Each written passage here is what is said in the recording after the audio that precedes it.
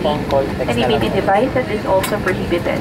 Civil aviation regulations require strict compliance of the no smoking and the fasten seatbelt sign.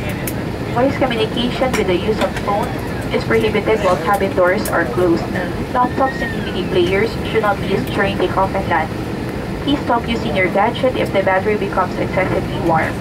Please refer to all gadgets powered by lithium battery or charger. Thank you for your cooperation.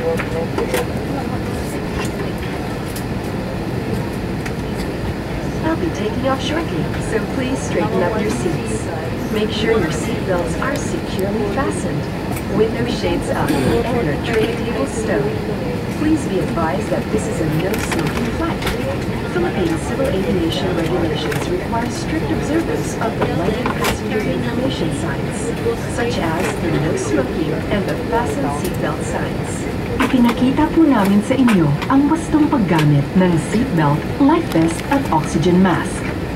Ipinakikiusap po namin inyong basahin ang safety instruction card na nasa bulsa ng upuan sa inyong harapan at inyo pong pag-aralang mabuti ang mga labasan para sa sandaling kakailanganin natin ito.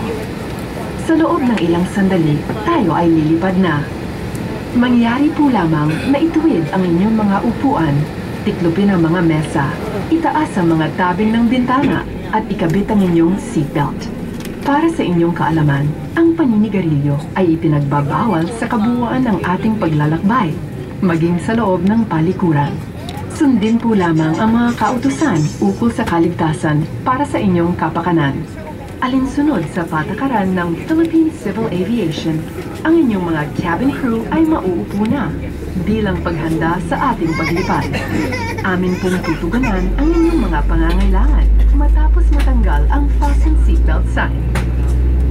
In compliance with Philippine Civil Aviation regulations, the crew will take their seats in preparation for takeoff. We will attend to your needs as soon as the fasten seatbelt sign has been switched off.